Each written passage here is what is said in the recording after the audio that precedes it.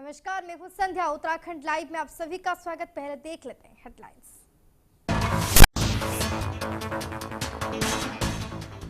प्रचार थमने से पहले सीएम धामी ने की ताबड़तोड़ जनसभाएं। बीजेपी प्रत्याशी आशा के पक्ष में मांगे वोट। 20 नवंबर को है केदारनाथ में उपचुनाव।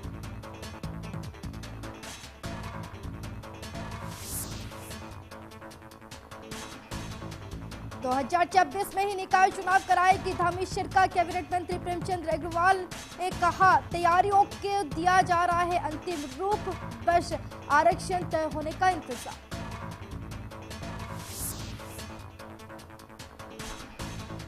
प्रदेश प्रभारी दुष्यंत गौतम का दावा, जनता बना चुकी बीजेपी को जिताने का मन। केदारनाथ के निवास विकास कार्यों को जीतकर पूरा करेंगी आशा।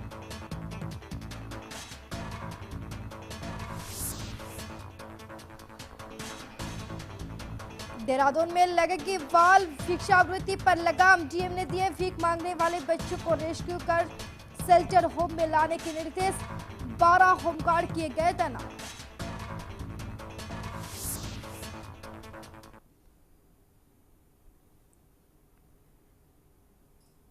अब खबर विस्तार से। केदारनाथ में चुनावी प्रचार थमने से पहले ही सीएम धामी ने बीजेपी उम्मीदवार आशा नोटियाल के पक्ष में जनसभाओं को संबोधित किया और बीजेपी के लिए वोट मांगे। आपको बता दें कि केदारनाथ में 20 नवंबर को उपचुनाव होगा और 23 नवंबर को चुनाव के नतीजे आएंगे। प्रचार के दौरान सीएम धामी ने डबल इंजन की सरकार के फायदे बताते हुए आशा के पक्ष में वोट डालने की अपील की और प्रदेश सरकार द्वारा किए गए कार्यों को गिनाया। सीएम धामी ने अपने संबोधन में कहा कि दिवंगत विधायक के रुके हुए कामों को आशा नोटियाल पूरा करेंगी। सीएम धामी ने बाइक रैली निकालकर बीजेपी के फेवर में प्रचार को गति दी।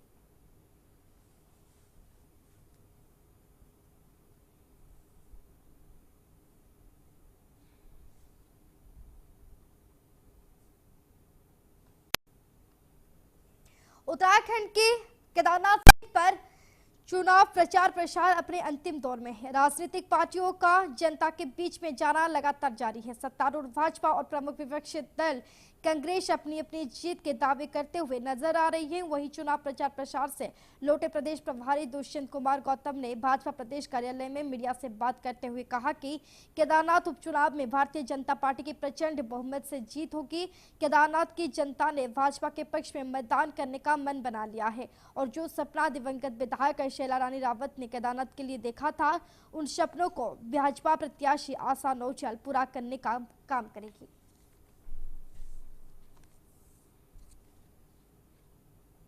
देखिए, मैं भी पहले भी नॉमिनेशन में भी गया था, आज भी होकर आया हूँ। वहाँ पर वातावरण जो बन रहा है, केदारनाथ की जनता ने मन बना लिया है कि आशा नोटियाल जैसा नेतृत्व जो पहले भी 2 बार विधायक रहे हैं, जो पारदर्शिता से उन्होंने वहाँ की सेवा की है, उस पर मोहर लगाने वाले। पूरे उत्तराखंड के अंदर देश के प्रधानमंत्री नरेंद्र मोदी जी 10 दशक उसके ऊपर प्रदेश के मुख्यमंत्री जिस प्रकार से काम कर रहे हैं, आपने देखा ऑल वेदर रोड हो गई, कनेक्टिविटी हो गई, ट्रेनों का आवाजाही हो गया, नई बसों का आवागमन, रोडों का निर्माण हो गया, ऐसी अनेकों अनेक चीजें, महिलाओं का सम्मान वाली बात है। और सबसे बड़ी बात है कि आज उत्तराखंड के अंदर 1 डिस्ट्रिक्ट 1 प्रोडक्ट को जो ग्लोबलाइजेशन किया गया है G20 के माध्यम से। उत्तराखंड में निकाय चुनाव को लेकर विपक्ष के आरोपों में बीच राज्य के शहरी विकास मंत्री डॉक्टर प्रेमचंद अग्रवाल ने दावा किया है कि किसी भी स्थिति में इस वर्ष के दिसंबर महीने में निकाय चुनाव होंगे। उन्होंने कहा कि निकाय चुनाव में आरक्षण की स्थिति तय होते हैं। सरकार निकाय चुनाव का कार्यक्रम जारी करेगी। दिसंबर महीने में निकाय चुनाव होंगे, इसके लिए सरकार तैयारी कर रही है। आपको बता दें कि पिछले वर्ष दिसंबर 2023 में प्रदेश की करीब 100 नगर निकायों का 5 वर्ष का कार्यकाल समाप्त हो गया था, लेकिन अब तक निकाय चुनाव न कराने को लेकर विपक्ष लगातार सवाल खड़े कर रहा है।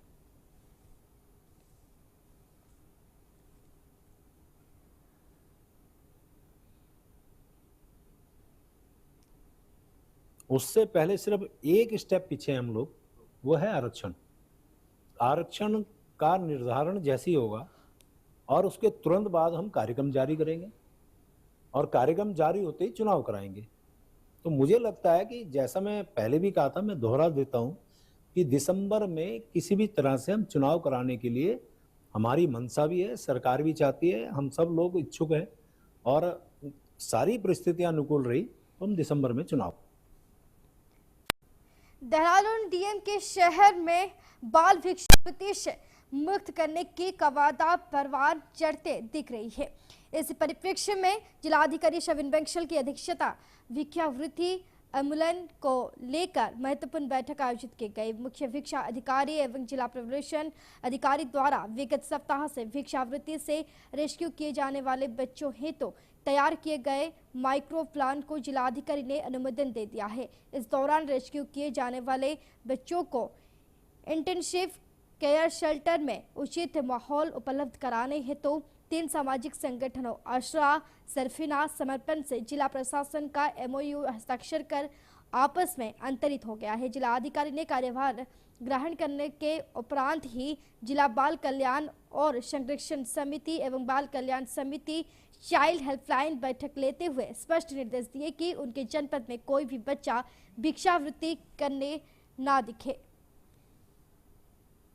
और तत्पश्चात उनको हम अपने इंटेंसिव केयर शेल्टर में लाकर ट्रांसफॉर्म करेंगे फॉर अ फ्यू वीक्स और मंथ्स कि जिससे उनका जो एक बिहेवियरल चेंज है, जो एक उनका एफिनिटी है टुवर्ड्स स्टडीज़, वो हम बढ़ा सकें और फिर फॉर्मल एजुकेशन से उनको लिंक कर सकें।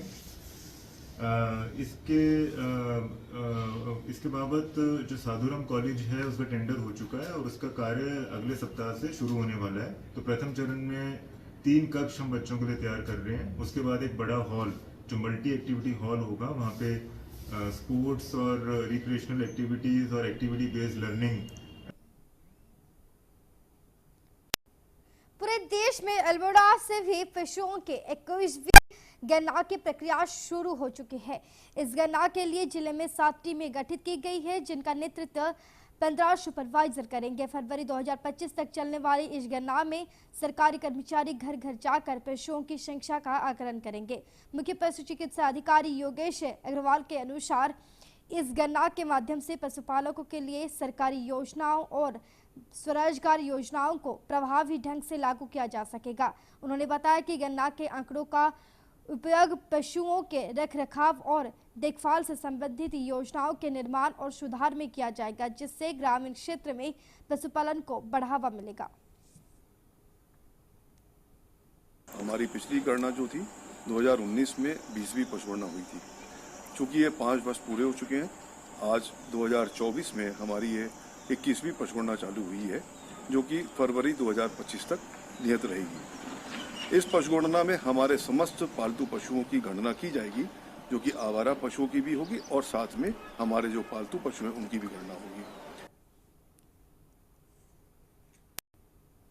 हल्द्वानी में तराई पूर्वी वन विभाग द्वारा पिछले साल मानव वन्यजीव संघर्ष की घटनाएं और वन्यजीवों द्वारा कई लोगों पर जान से हमला करने की घटनाओं का संज्ञान लेते हुए इस बार विंटर सीजन से पूर्व 30 दिन का अब्रिजेशन कैंपेन शुरू किया है। तराई पूर्वी वन प्रभाग के कार्यालय से सांसद अजय भट्ट और मुख्य वन संरक्षक कुमायूं द्वारा वाइल्ड लाइफ एक्सप्रेस नाम के वाहन को हरी झंडी दिखाकर रवाना किया गया। इस वाहन से पिछले वर्षों में जिन इलाकों में मानव वन्यजीव संघर्ष की घटनाएं हुई हैं, उन क्षेत्र को लोगों को जागरूक करने और सुरक्षात्मक उपाय बताने सहित ऐसी घटनाओं की पुनरावृत्ति ना हो, उन सब को रोकने के लिए प्रत्येक रेंज में जाकर लोगों को जागरूक किया जाएगा। डीएफ द्वारा बताया गया है कि अक्सर मानव वन्यजीव घटनाएं जाड़े के सीजन में होती है, इसलिए इस बार पहले की घटनाओं को रोकने के लिए इस अभियान की शुरुआत की जा रही है।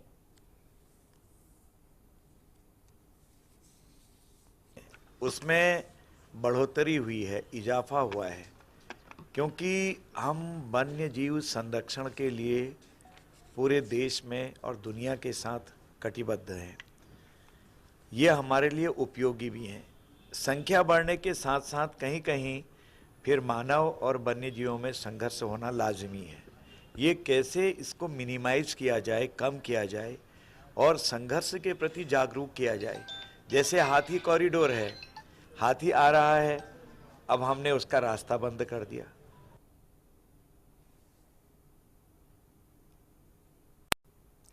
प्राकृतिक आपदाओं से, सड़क दुर्घटनाओं से जुड़ा रहे उत्तराखंड के लोगों के लिए वन्यजीव भी बड़ी मुसीबत बन रहे हैं। राज्य संगठन के जैन 25 सालों में वन्यजीवों के हमले में 1000 से अधिक लोगों की जाने गई है, जबकि 5000 से अधिक लोग घायल हुए हैं।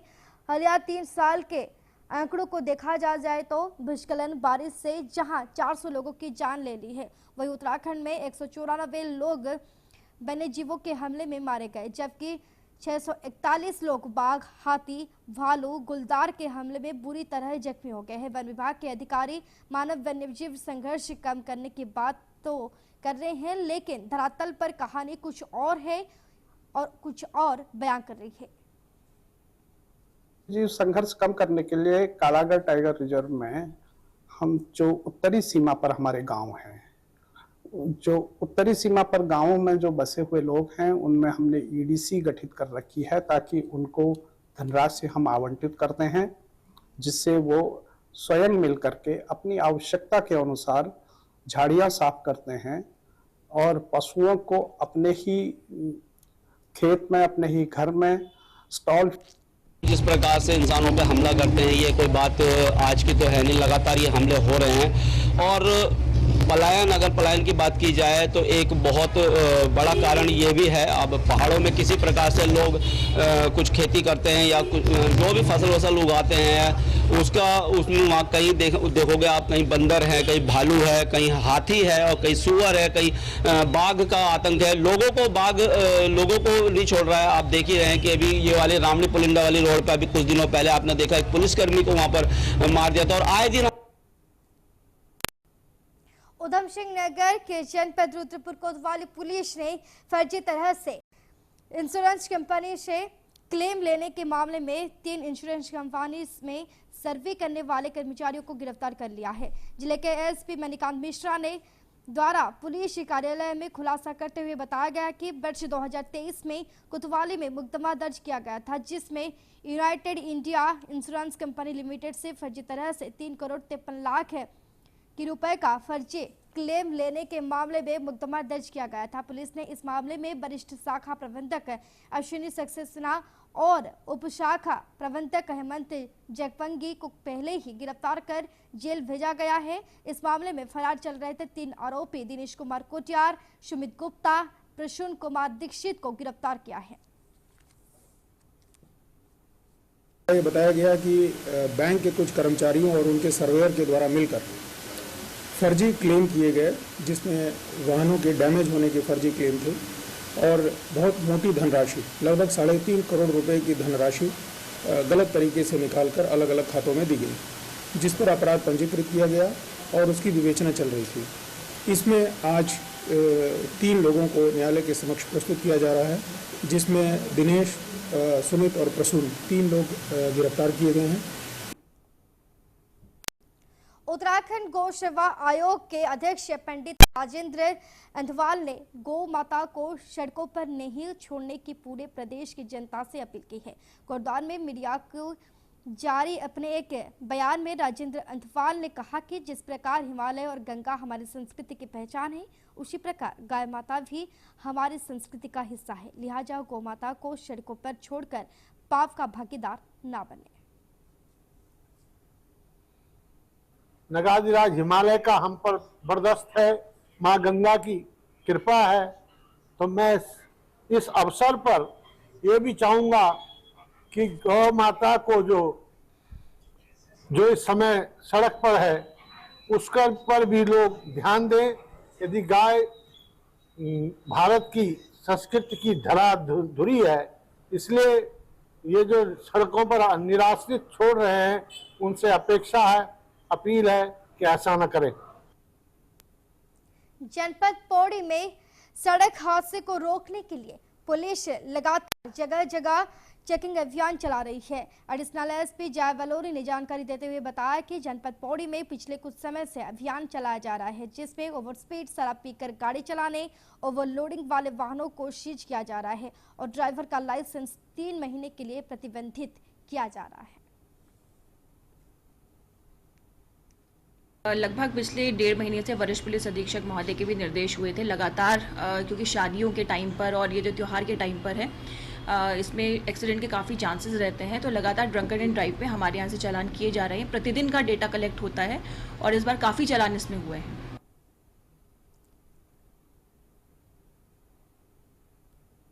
उधम सिंह नगर जिले के किच्छा में हिंदू युवा वाहिनी के प्रदेश अध्यक्ष एवं भाजपा ओबीसी मोर्चा के जिला अध्यक्ष श्रीकांत राठौर को फोन पर जान से मारने की धमकी मिली है। अज्ञात व्यक्ति द्वारा लगातार भाजपा नेता श्रीकांत राठौर को साथ यूपी के मुख्यमंत्री योगी आदित्यनाथ को जान से मारने की धमकी दी जा रही है। भाजपा नेता की शिकायत पर किच्छा पुलिस ने मामला दर्ज कर जांच शुरू कर दी है। उधम सिंह नगर के किच्छा विधानसभा क्षेत्र में श्रीकांत राठौर की पहचान तेज तरार हिंदूवादी कार्यकर्ता के रूप में जानी जाती है। बताया जा रहा है कि अज्ञात व्यक्ति द्वारा भाजपा नेता को जान से मारने की फोन पर धमकी दी गई है। भाजपा नेता श्रीकांत राठौर ने आरोप लगाया कि लिखित शिकायत दिए जाने के बाद पुलिस प्रशासन द्वारा उनसे कोई संपर्क नहीं किया गया। उन्होंने स्थानीय पुलिस प्रशासन की कार्यप्रणाली पर सवाल उठाते हुए कहा कि अगर जल्द ही प्रशासन द्वारा कोई कार्यवाही नहीं की गई तो किच्छा पुलिस के खिलाफ सैकड़ों की संख्या में कार्यकर्ताओं द्वारा कोतवाली में धरना प्रदर्शन किया जाएगा। भाजपा नेता राठौर ने आरोप लगाया कि अगर उनकी हत्या हुई तो प्रशासन को जनता के आक्रोश का सामना करने को मजबूर होना पड़ेगा। और भी हिंदू संगठनों में मैंने बहुत काम किया है, संगठन में मैंने बहुत काम किया है। 30 साल हो गए लगातार संगठन में काम करते हुए। आज सरकार भी हमारी है और उसके बावजूद भी इन असामाजिक लोगों के हौसले बड़े हुए हैं। तो निश्चित रूप से पुलिस प्रशासन से हमने मांग की है, अब आगे देखते हैं क्या होता है। प्रशासन की बहुत बड़ी लापरवाही है। प्रशासन से हमने कोतवाल साहब से बात की, कहते नशेड़ी है।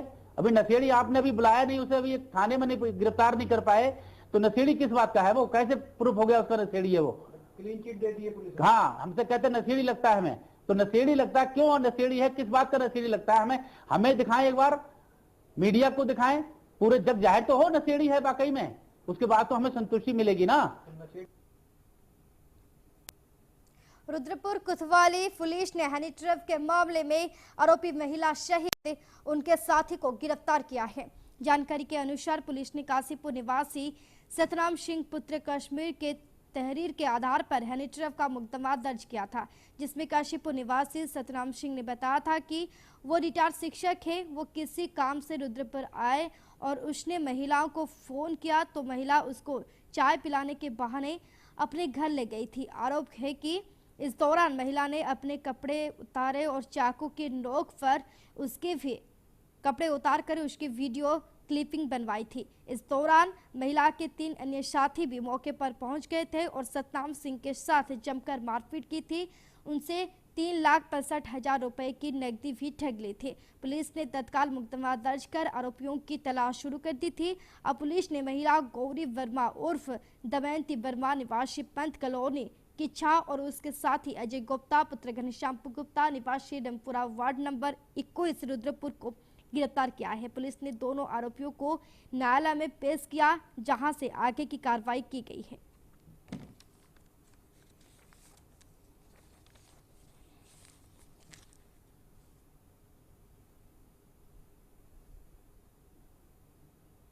जिस दिन प्रार्थना पत्र प्राप्त हुआ वो बड़े डरे और सहमे हुए थे। उनको ऐसा लगता था कि मैं बदनाम हो जाऊंगा और उन्होंने बड़ी हिम्मत करके मेरे पास वो उपस्थित हुए।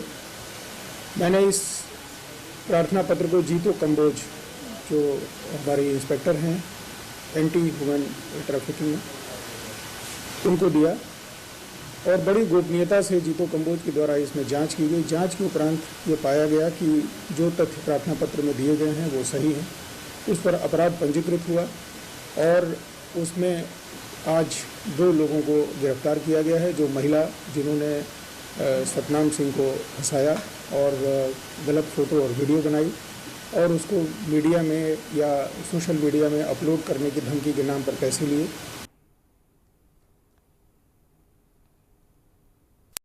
ये थी अब तक की बड़ी खबरें। अब वक्त है बुलेटिन की समाप्ति का। आज्ञा दीजिए।